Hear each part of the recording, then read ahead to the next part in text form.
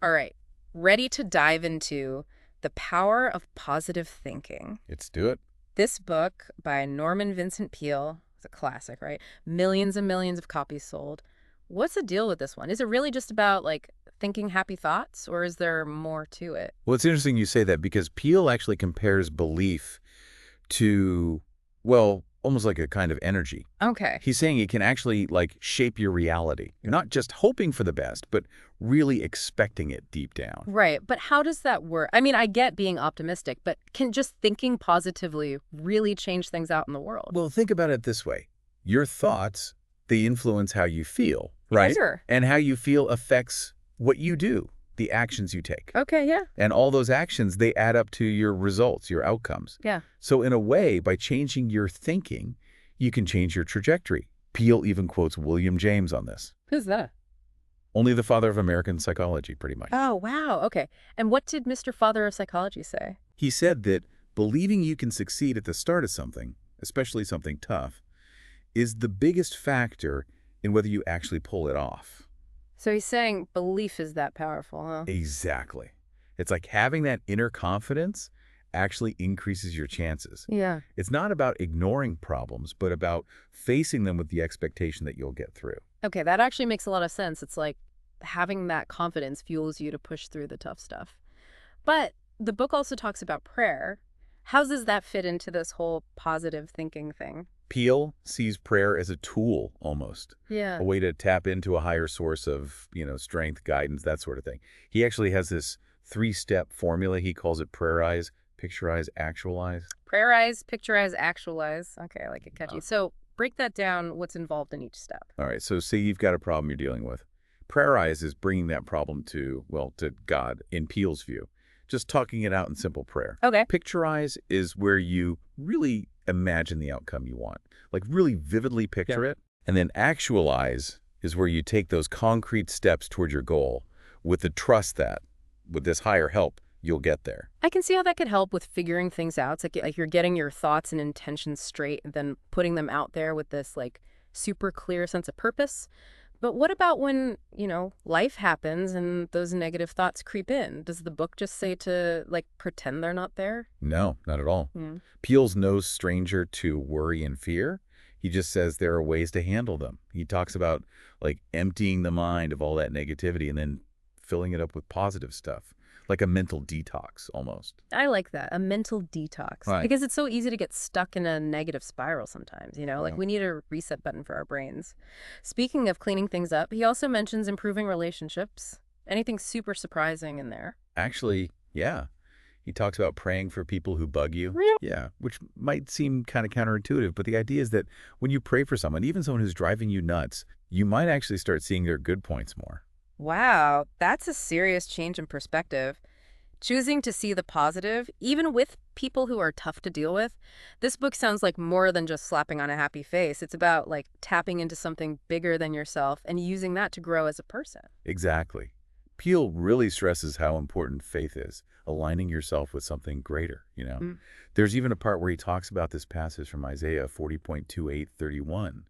It's about how God never gets tired, how he gives strength to the weary. Man, this is making me think, where do these limiting beliefs come from in the first place? If we've got all this potential, why do we get stuck? That's a great question, and Peale actually addresses that head on. Does he now? He says a lot of people struggle with this thing he calls the inferiority complex, and he thinks it often comes from, get this, childhood. Seriously, you're saying these feelings of not being good enough, they can be traced back to when we were kids? It's like those early experiences, they can leave a mark. That's wild. And if you're not careful, those feelings of not being good enough can become these huge roadblocks to really living up to your full potential. But the good news is, Peale offers solutions, ways to break free. Okay, so what are they? What's the secret sauce? How do we break free? It's twofold, he says. First, you got to figure out where those crummy feelings are coming from. Easier said than done, am I right? Maybe some introspection, maybe even talking to a professional could help. But the second part, the part that can make an immediate difference, is faith. Okay, so how do you actually, apply faith? It seems almost too easy. I'll give you an example. Mm. He once told this businessman who was struggling with self-doubt to repeat this simple affirmation. I can do all things through Christ, which strengtheneth me. Wait, isn't that from the Bible? Philippians 4.13. Right, right. Okay. And for this guy, it was like this instant confidence boost whenever he needed it. That's amazing. It's like a mental reset button, you know? You can just hit it and reprogram those negative thoughts into something empowering. It's like choosing what you want to focus on. Peale actually talks about this other guy, a traveling salesman, who was constantly battling negative thoughts. Oh, man. I bet that's tough on the road all the time. This salesman got himself some index cards and wrote down these positive affirmations from the Bible. Like what? Give me an example. Things like, if ye have faith, nothing shall be impossible unto you. And another one was, if God be for us, who can be against us? You know, stuff like that. Nice. He'd carry these cards with him everywhere. Whenever the negative thought popped up, bam, out came the card, replacing that downer thought with something positive and strong. I love that. So simple, but it makes you realize we have the power to choose what we focus on. It's like if our thoughts are the fuel, we got to make sure we're using the good stuff. Exactly. Recognize that your thoughts have power, and when you choose to focus on the positive, good things can happen. This makes me think, is there connection between this whole positive thinking thing and finding inner peace? Because honestly, who couldn't use a little more of that these days, right? You're spot on. Peale actually dedicated a whole chapter to this, talking about how important a peaceful mind is for unlocking your inner power, quieting that mental chatter that leads to stress and anxiety. Tell me about it. My mind races a mile a minute sometimes. It's like a hamster wheel up there. Any tips on how to actually find that stillness? He suggests a two-pronged approach, emptying your mind and then refilling it. Okay, how do I empty my mind? It's full of like to-do lists and worries and that song that was stuck in my head this morning. He actually suggests picturing it. Imagine your mind like a sink full of water, anxiety swirling around. Now, picture pulling the plug and watching all that negativity drain away. He even has a little affirmation. With God's help, I am now emptying my mind of all anxiety, all fear, all sense of insecurity. Okay, that's actually a really cool visualization. It's like hitting the reset button on your emotions. But what about the refilling part? What do you put back in? And that's where those positive affirmations come back in. Things like, God is now filling my mind with courage, with peace, with calm assurance, or God is now protecting me from all harm. He really hammers home the connection to something bigger. It's like you're not alone in those moments. There's something there to lean on. Right. But he also talks about how important it is to deal with your emotional baggage. What does that look like?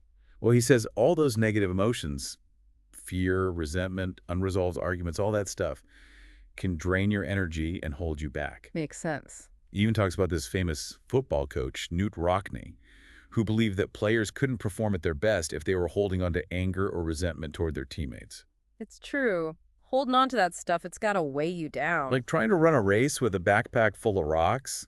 He's really advocating for being emotionally aware, being able to identify and deal with those tough emotions. This is all great, but let's be real. Life's not always sunshine and rainbows. How does Peale say we should handle those curveballs life throws our way? You know, he doesn't believe in accepting defeat. Not really.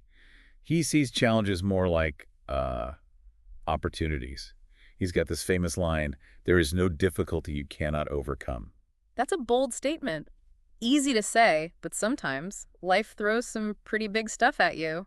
How do we actually tap into that strength when we're facing a challenge that feels impossible? Well, one thing he talks about is changing the way we talk to ourselves. Yeah. Specifically, he says we got to ditch the little negatives. Little negatives. Okay, I'm listening. What are those? You know those little negative phrases we throw around like, I'm probably going to be late, or I don't think I can do that, or I bet this is going to go wrong. Oh, yeah. All the time. Right. And they seem harmless, but Peale says those little negatives, if you say them enough, they can really mess with your subconscious. Really? Yeah, it's like they create this negative mindset, drip, drip, drip, and eventually you start believing you can't do stuff. It's like that saying, a single snowflake won't do much, but a blizzard can shut down a city. Exactly.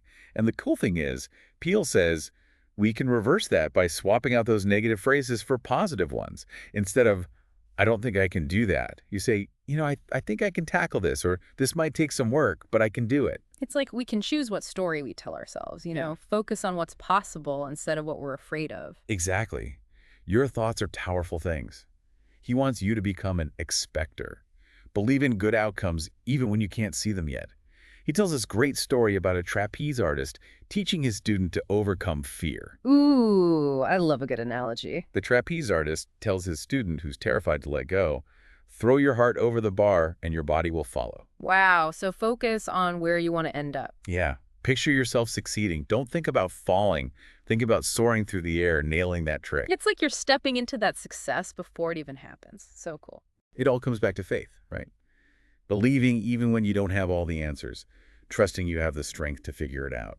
It makes you wonder, what could we do if we spent more time thinking about what we want instead of worrying about what could go wrong? Peale would probably say the sky's the limit. Yeah. But you're right, fear can really hold us back. He's got this other story about a woman who was struggling to be successful in sales because she was just full of self-doubt, scared to even talk to people. And then one day, a customer gave her this advice that changed everything. Okay, now I got to hear this. What did the customer say? The customer told her, remember this, if God be for me, who can be against me? Isn't that from Romans? Romans 8.31. Right. And this woman, she took it to heart. It was like she shifted from fear and doubt to this place of like total confidence. Yeah. Imagine carrying that belief with you, that feeling of being supported no matter what. It's like that salesman with his index cards, you know? He was Right. feeding his mind with those positive affirmations, building up the shield against the negative stuff. Exactly. You can choose to focus on those empowering thoughts. Mm-hmm. Believe in yourself. Believe that you've got support and you can accomplish amazing things. It's not about pretending challenges don't exist.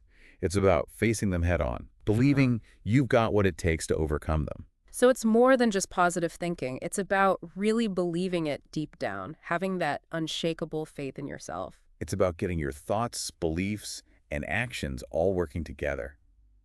But even Peale knew life isn't always easy.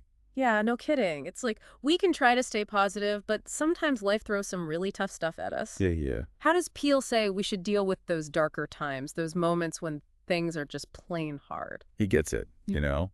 He knew sorrow and heartache are just part of life. We all have those moments where everything feels heavy. So what's the cure for a heavy heart? When you're in it, how do you keep from getting swept away by it all? He actually uses the word prescription, and I thought that was interesting. He's got a few ideas. First, he thought it was super important to stay active, not just physically, but mentally too. Keep moving, keep your brain engaged. Makes sense. Hard to wallow when you're moving and grooving. Right. And then he also says find healthy distractions. Things you enjoy doing, work that feels meaningful. It's not about ignoring those tough emotions. It's about having an outlet, you know. So you're not getting bogged down by all the heavy stuff. You're acknowledging it, but you're choosing to focus on things that bring you joy, that give you purpose. And he also knew it's important to actually process those emotions. He even says a good cry can really help with heartache. Let yourself feel it. It's okay to not be okay, right? We don't have to be strong all the time. Sometimes the bravest thing you can do is let yourself be vulnerable. Totally. But at the end of the day, Peale believed the most powerful thing for dealing with heartache is that connection to something bigger than yourself. That's where you find real comfort and healing. He keeps coming back to that idea of like plugging into a higher power for support. Like we're not meant to go through these things alone. There's always something there to help us through. It's a big part of his message. Surrendering your worries and fears, opening yourself up to that. That's where you find a peace that's hard to explain. So it's not about pretending the hard stuff isn't there. It's about learning to move through it with like grace, trusting that there's always a light, even in the darkness. He actually tells this great story about a businessman who was really struggling, like on the verge of losing everything, just completely overwhelmed. Okay, this is me on like Tuesday. What happened? This guy decided to do something really radical. He decided he was going to take God as his business partner. Whoa, hold on. Taking like a higher power as a business partner? How does that even work? It wasn't literal, obviously, but he wanted to change his perspective, you know, to remember that he wasn't facing these problems alone. He started praying about his business every day, like he was talking to a trusted advisor. So instead of trying to control everything, he surrendered to this idea that there was a bigger plan. And you know what? It worked. He started getting these new ideas, like out of nowhere. He credits that simple shift going from me against the world to we've got this with saving his business. Wow, that's amazing. It's like when he stopped trying to force it, the solution just came to him. He realized he wasn't limited to his own thinking, you know. Sometimes the best answers come from somewhere else. Okay, that's kind of blowing my mind. If it works in the business world, why not in other areas of life too? Peale would say every part of life can be better with that kind of connection. It's a good reminder that we don't have to do any of this alone. We've got our own challenges, but there's always help available. And sometimes the strongest thing you can do is let go a little, put your trust in something bigger. It's like Peele believed real power comes from aligning yourself with that higher power, going from feeling small and alone to realizing you're part of something huge, something you can't even fully grasp. It's pretty humbling, actually. Sure, definitely. But speaking of powerful stuff, we've talked a lot about our own inner challenges. What about those relationships that could use some work? Any advice on how to build stronger connections with the people in our lives? He does. He says it all comes down to love, Love. Oh, not just, the romantic kind. He's talking about really genuinely caring for others, yeah. seeing their worth, wanting the best for them, that sort of thing. That makes sense. But how do you actually put that into practice? I mean, life's messy. People can be difficult. How do you just decide to love them, especially when they're not making it easy? So Peale says that it actually starts with you. Okay. You have to cultivate that love and acceptance for yourself first. Oh, I see. Like you can't give what you don't have, right? Exactly. If you don't love and accept yourself, flaws and all, it's going to be tough to offer that to anyone else. That makes a lot of sense. Mhm. So how do we do that? Where do we even start with loving ourselves? And what about when other people are driving us crazy? Peale suggests something pretty radical, actually. He says, pray for the people who bug you. Really? Pray for the people who are pushing your buttons. It sounds kind of crazy, but he really believed in it. He said, when you pray for someone, it changes something in you. Interesting. You start seeing them differently. Their humanity comes through, You might even see good in them that you never noticed before. It's like you're choosing to focus on a different side of them. Like instead of all the annoying stuff, you're seeing their potential or something. Yeah, it's about compassion, understanding. And that can make a big difference in how you interact with them. No kidding. So it's not about being best friends with everyone. It's about changing how you see them. It's about recognizing we're all just out here doing our best. It's true. We've all got our own stuff going on. Okay, so love and prayer for those tough relationships. Got it. But let's be real. Sometimes people make you mad, like really mad. Did Peele have anything to say about that? He did. He recognized that anger is a natural emotion. Yeah. But he also said we don't have to let it control us. Easier said than done sometimes. So how do you stop it? Bottle it up. No, not bottle it up. He wouldn't say that. It's more about being aware of it and then choosing how you react. Okay, makes sense.